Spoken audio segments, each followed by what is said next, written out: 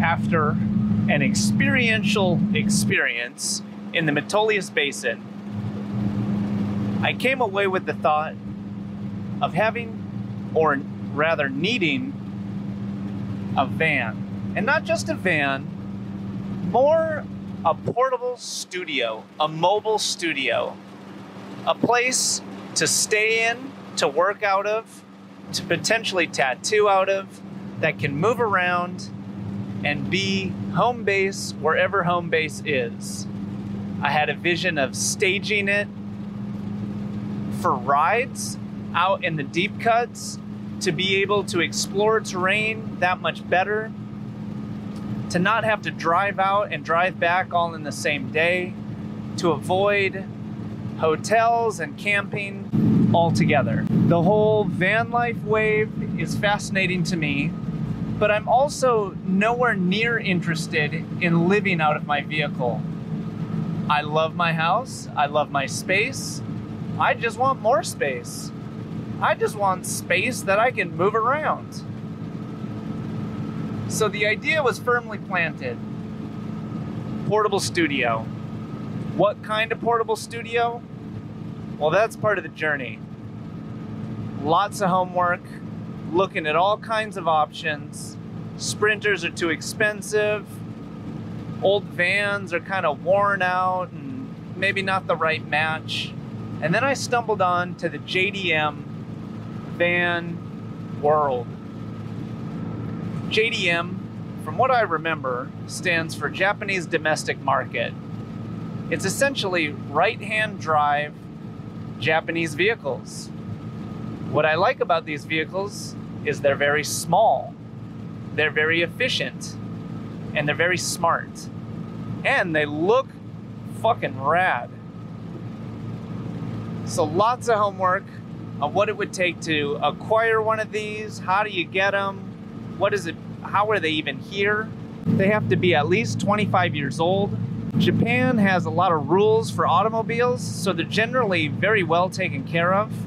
Long story short, today I purchased a JDM Mitsubishi Delica camper van. I'm driving it back home right now. It's pouring rain. It's dark out. It's right-hand drive, 5-speed manual transmission. It has 85 horsepower. It is a very different experience than any other vehicle I've ever driven. Jump in the deep end. Buyer's remorse has not set in yet. Lots of thoughts floating through the head. Somewhat excited, somewhat nervous, somewhat anxious. But all that stuff is normal and par for the course. But I can see this thing doing some magical wonders for some future rides. 4-wheel drive, ready to ramble some dirt roads to post up for a night or two. And the traveling tattoo sessions, I'm just saying. So it's basically a mini motorhome, which is what I wanted. I didn't want some big ass thing, and I couldn't afford a Sprinter, so this is how it landed. And so far, well, I think it's too soon to really have an opinion. But I'm excited about whatever the hell this is gonna be. It's definitely a project. And I'm not one to shy away from a project, but because I do know what projects entail,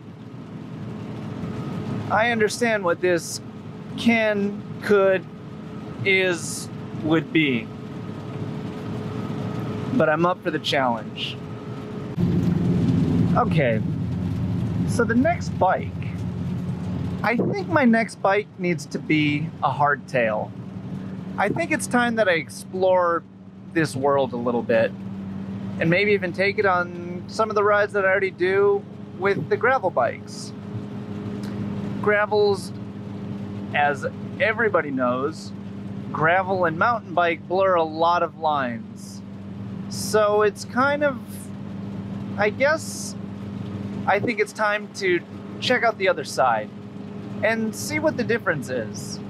But I do still love the idea of something that kind of sits right in the middle.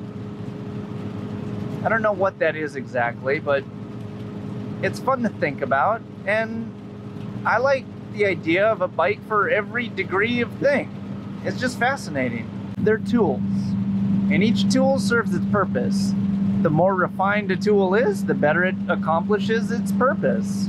Big fan of the carbon fiber gravel bikes. Really like them. Super light, super stiff. Just looks great. Love it. But also really keen on the idea of those Cannondale slates. Drop bar hardtail. That's cool, man. That's ahead of its time. Ain't nobody messing with that. Although I do have a Ritchie P29er rigid mountain bike with straight bars, which is awesome. It's so light, super snappy, very fun. It's been stored upside down for a little while, so the brakes need to be bled, and I've never done that. I think it's probably within my wheelhouse, but it's a little intimidating. So I gotta just find the time or the motivation to squeeze it in. But I'd be curious to run that thing a little bit more. The only hook is, mountain bikes can't accept fenders. And as you can even tell from this moment, all we have is this moment, is it rains a lot in the area I live in, which means it's messy as fuck on the bike. So, big bonus points for the drop bar bikes, because they often have mounts for fenders. Huh. The quest continues. This is the week between Christmas and New Year's, the holiday week for North America. Probably a lot more of the world, but I don't know, because I don't live in the rest of the world. I think a lot of people spend a lot of time riding their bikes during this break. There's the whole Rafa thing, there's a 420 version. I love riding my bike, and I like doing it when there's not a lot of cars. But also, I really like making things. Generally, the biggest give and take on the weekends is big bike ride and, well, I kind of like to call it maintenance for the mothership, i.e. the house. And now, this thing. Like, over Christmas Eve and Christmas Day, I put a new door into the house. How's that for holiday chilling? And there's still some stuff I gotta do on it, but I enjoy it. It takes a long time, but good things take time. There's a group ride tomorrow with the homies out of Mosier, Oregon. It's a recon ride for Ron, which sounds kind of cool, but also sounds a little dangerous. I'm down for some recon and some bike exploration, but I'm not super down with tons of hike-a-bike and hopping over logs and fucked up stuff to find out that it doesn't go anywhere, and then have to backtrack all the log hopping and bike hiking and muddy wetness. It's not a ride. It's a different thing. It's like I don't know, trenching? Is that a thing? I feel like you're in the military and you're like scouting out where to dig a trench for the rest of the team. They call it a team. Rest of the people. Your national team. So, yeah. I want to go because it's going to be great people. Don't want to go because of the rain that's happening right now. And it'll take the whole day. All day. Full day gone. Goodbye. 14, 16, 28 hours. Goodbye. Hence the van. Because then you drive out, you know it's going to be fucking fuck it. It's going to be 2 days, 3 days, 10 days. We're in. Buy the ticket. Take the ride. Ooh, yesterday did my first podcast. I was so stoked to do that. I've been wanting to do a podcast for years. How long have podcasts been around? Like 6 months? This dude Matt and his wife rolled through. He's got a pretty cool podcast. He's a strength and which is amazing to me because I've never met anybody who's done that. He's a strength and conditioning instructor, coach, aficionado, expert, etc., etc. And just super, super cool dude. Very smart, on point, good style. I don't know, it was cool. His setup was very impressive, very mobile. Totally into that. I don't know how well I did during the interview. I was tattooing him and his wife, and I always thought the idea of a podcast while you're tattooing would be really good, because generally I'll have really good conversations with people.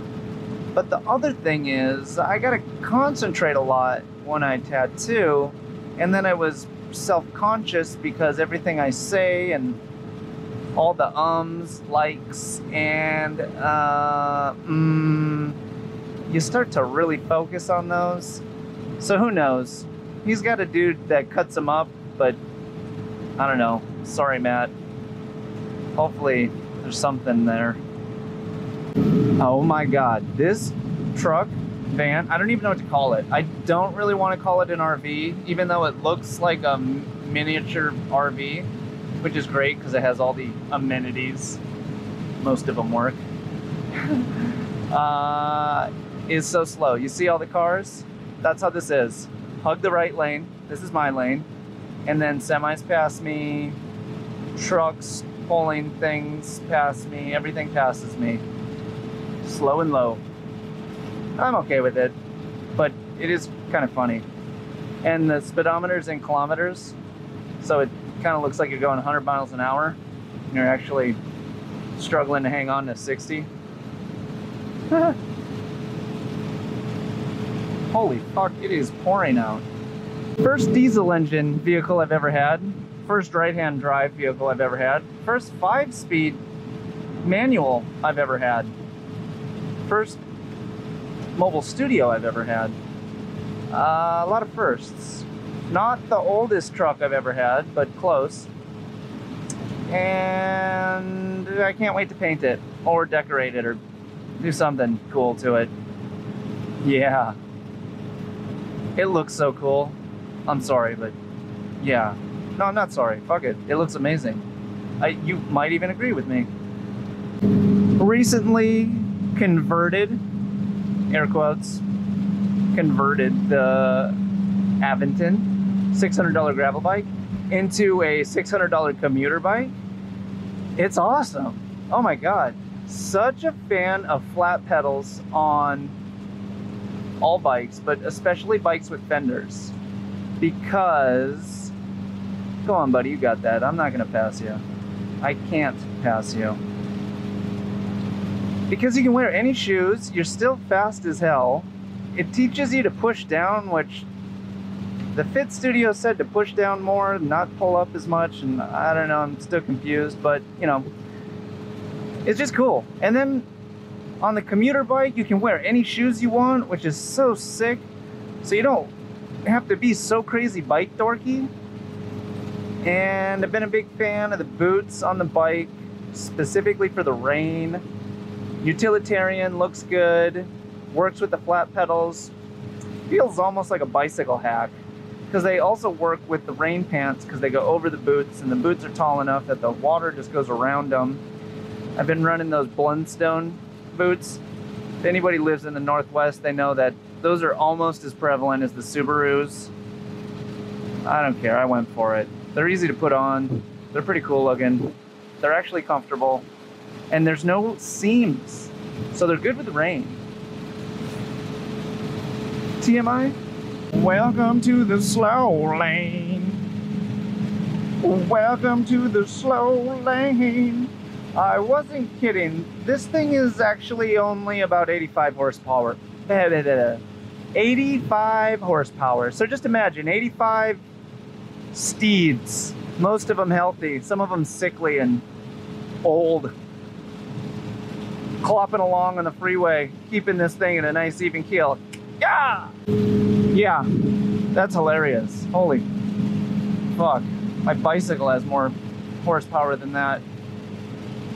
That's not true. I'm not that fast.